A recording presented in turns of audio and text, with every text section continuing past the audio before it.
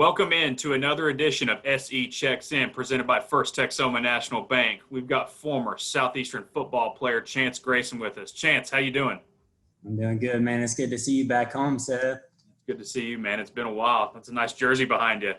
Yeah, that Chance blue and played, gold. Chance played for the Savage Storm from 2011 to 2015. He was a wide receiver, special teams guy, did a lot of stuff. He was a really good return man, averaged 25 yards per return. So we got to the point where teams definitely did not want to kick to him. But we'll just kind of start. You're from Van Alstyne, Texas. We'll start growing up. What was it like growing up and then playing ball and then coming to Southeastern? Man, growing up in Van Alstyne, like you mentioned, it's not far. It's like a 45-minute drive straight down 75 to Durant. But it was a good place to grow up, man. I really wouldn't pick anywhere else. It's all sports all the time. People just hardworking people, go to work every day, show up, do your job. Like I said, I just wouldn't pick anywhere else because I got the opportunity to play 5 sports in high school. That's not something that everybody gets to say, but I was afforded that opportunity. I was really fortunate. Well, it paid off because athleticism was off the charts for sure. So we'll just kind of start in being close to Southeastern. Why Southeastern? Man, to be honest, being that close, it's kind of ironic. I didn't know about Southeastern very much. Even though it was a 45-minute drive, it seemed like it was so much further because it was in another state. You know what I mean? And kind of crazy story, Coach Spear had actually came down early in the recruiting process and pulled me out of class, talked to me. And at that point in time, I thought I was going to Tarleton. I was all but, committed, signed on the dotted line. And then the guy recruiting me actually took a head job at another university. So I fell off the board completely. So I was kind of scrambling for a little bit after that. And Henderson State, actually, they contacted me and they wanted me on a visit. They said I was an offer guy. And then I think I was in the middle of basketball season. So my visit didn't happen until a few weeks later. And then by the time I went on the visit, I was the last person in the room that day to talk to Coach Maxfield. I'll never forget his name. To talk to him, and he had said everybody before me had accepted their offer. So I basically wasted my time there. So there for a little while, I didn't know what I was going to do. Signing day had come and gone. I'm busy playing my seasons, football, basketball, baseball, running track, powerlifting, whatever the case may be. And then towards the end of my senior year, I'm looking at it like I don't have anything that I'm going to go do next. And I knew I wanted to play sports at the next level one way or the other. So through reaching out to as many people as I could, somebody had actually got me an opportunity. I had an in with McLennan Junior College down in Waco. I thought I was about to go play college baseball. But then I reached out one more last time with the football connections, hit up some of the Texas League junior colleges. They wanted me to come on tryouts and whatnot.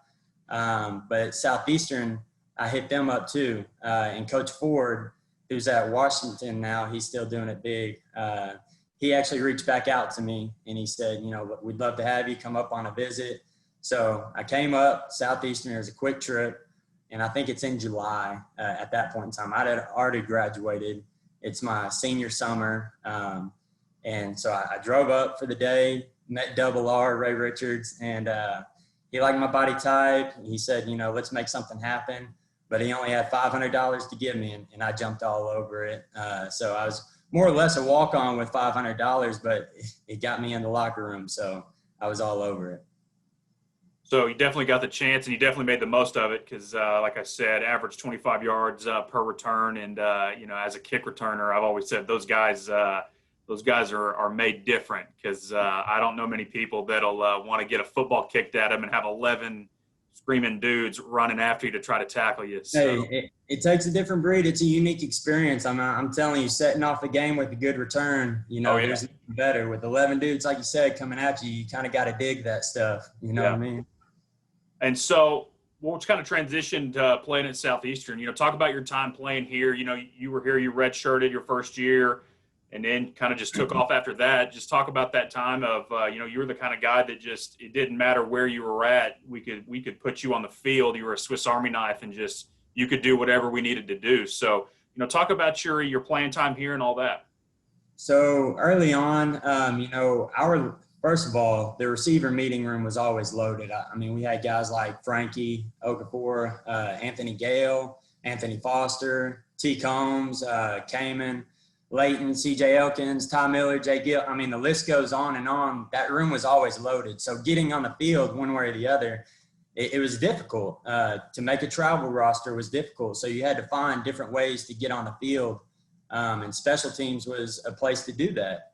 We were all pretty competitive at receiver, but finding something else that could set you apart, it's all about finding your role and excelling at it. And early on in my career, I played different positions on special teams, from front line on kickoff return, and then all the way back to being the deep man eventually, I think my sophomore year.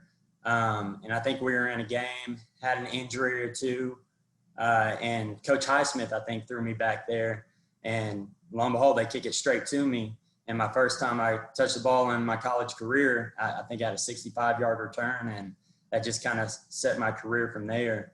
But playing with those guys, it was always competitive, so you had to do everything you could to find a way onto the field. But we were loaded with talent, and that receiver room was close. So I always ask people this. If you returned to kick and Hot Rod was on the other team coming at you, what would you have done? Man, I'm telling you, we faced some hot rod types. Arkansas Tech was always good. Harding was always good. Their kickoff teams, they always had those types. But Hot Rod, another different dude. I mean, I think he was a walk-on, and it takes a different breed to come to Southeastern America as a walk-on. You know what I'm saying? But Hot Rod, you had to game plan. Either you were going to snipe him, double team him, or just stay out the way one way or the other, because that dude has a different mindset coming down the field. Yes, he does. So you get done playing here, and then talk about graduating with your degree, and then what you wanted to do and what you did. Man, I was a biology major. I don't know if you know that or not. I came in initially. I thought I was going to do physical therapy, but being a student athlete and maintaining the GPA to be competitive in that field, had to have a 3.5 or higher just to even be in the stack of resumes. And I learned that probably wasn't going to be my path. And it all was for a good reason, but being a biology major was the dumbest smart thing I ever did, because that thing was hard. It was a beast, man. I think there was only 2 other football players ever in that building as the major. And I think it was Elwood and C.J. Elkins. So, we were the few that graduated as biology majors, but, my path shifted once I graduated. I did get a chance to stay on as a GA with Southeastern. So that was a unique role that not everybody gets to experience. You got the opportunity to do the same thing, going from a player to a coach with your peers and colleagues. It's a different role, but with the staff that was in place, Coach Atterbury, Coach Spear, Coach Burks, Coach Coop, I mean, everybody, they did a great job creating a culture that it wasn't an odd experience. It wasn't awkward by any means. It was very professional. And I got the chance to grow as a young coach. Then after I graduated with my master's there, I graduated in December. So during the next spring, I chased some money, chased some other things for a little bit in the construction world. But then I found a chance to be back on the field that fall as a coach here in Texas, my home state. I coached with my brother actually for 1 season in Ferris, Texas. You guys just signed Matthew Nunez, who I got a chance to coach 2 years ago. He'll be great for you guys. Now I'm in Corsicana. I was here last year, and I actually just bought a house down here in Corsicana, so nice. I might be here for a handful of years. That's good. So down there in Corsicana, how did COVID affect your day-to-day, starting back in when you guys shut down in the summer? What did you do? Did you pick up any hobbies, or, how was that? And, we always talk about adapt and overcome. Talk about some of those things you had to do. So COVID threw a wrench in everything. I mean, 2020 is really jumping out there this year, isn't it? My goodness. But this was the longest spring break I've ever been on. So I tried to take advantage of it. For the first 3-4 days, I was Netflixing it up, watching my series, Ozark and all that, but that got old real quick. So I kind of had to find myself for a little bit. You still had your professional duties. You're working from home. via Zoom with all the meetings. You got several things you got to do on the professional end, but you did have more free time. And trying to find a routine was the biggest deal. I had a whiteboard, and every hour of the day I tried to be doing something 8 o'clock, 9 o'clock, 10 o'clock, 11, then take a lunch just to maintain a regiment and a routine, just kind of staying on a self grind. Started reading books, even tried yoga for a little bit. I mean, that didn't stick, but it was still good for about a week or two. But then I actually, I found that I could go up to the field house, and I was kind of doing it under the radar. You weren't supposed to be on school grounds, but I went up there. I'm the only one, and I just started working a 9 to 5 from there, doing highlight videos for kids. Cause like I mentioned earlier, now I'm on the other side of things. Instead of recruiting, I'm able to start feeding you guys, so to speak. So we were working on highlight films. And yeah, I just tried to stay busy as much as I could. Now heading into this season, it's still uncertain, just as it is everywhere. So we're figuring it out as we go, but we got a lot of protocols, taking temperatures, surveys every day, maintaining 6 feet of distance, trying to stay outside more than inside. There's a bunch of protocols that the UIL, TEA, THSCA, all sorts of organizations have given us good guidelines to follow. So we're trying to maintain as much protocol as we can. I think we all kind of felt like that, just finding out ways to stay busy and all that. I'll tell you this, I tried yoga and it told me how flexible I wasn't. And so I backed off of that real quick. Same, buddy. So one positive thing, we got to do and see is throughout COVID, is while we unfortunately had to send our kids home, that weight room stayed on track. So that turf room, we're almost there, but I know I've shared pictures of it with you and all that with you, and talk about that. How does that, when you see stuff like that, because you worked out under the stadium, and I'll tell you, when you walk in for the first time, you're gonna a lot of people, they don't have anything to say because it's so unbelievably different. Yeah, no, with those lights, man, it looks like the club up in there. And to create that environment, I'm telling you, that's going to keep guys hungry to keep on staying in there. But I was super proud of Southeastern because, for so long, student athletes have been, craving something. And I'm glad it's a weight room. It serves all sports. So I'm proud of that.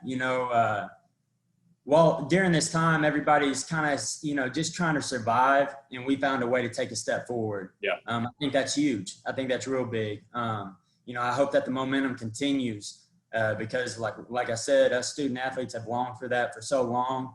That weight room, it took a different breed to go in there and not to be turned off by it. Bringing in recruits, we could see, the looks on their faces at times. And granted, that if that's going to be the deciding factor, probably not our type of customer, but at the same time, we were recruiting them for a reason because they could play.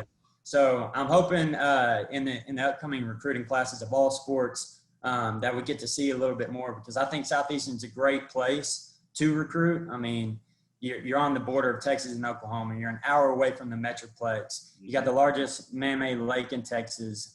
You got a casino in the backyard. Durant, a lot of people will say what they will about it, but it's a great place. It's got a lot of things going for it as long as you see it for what it is, and the glass half full. But I'm very proud of that weight room. Yeah, it is nice. When we got done with it and got the weights up, I walked through the old weight room one last time just to feel it. And oh my goodness, were you feeling the humidity of sweat of other guys? Yes. All of you putting on personal towel? Goodness sakes. Face to face, nose to nose, racked up in front of each other. Goodness. Yeah. It definitely is going to set the tone for us. And like you said, we're so proud to have it. And from the personal standpoint, Chance donated to that weight room. So I want to thank you for getting involved with your alma mater. That's so important. When you leave, you may not be a part of our team, but you're of our individual team, but you're still part of our overall team. And so I want to thank you about, you coming back and getting involved with us. We need more like you to get involved. So I want to, from the bottom of my heart, man, I appreciate that.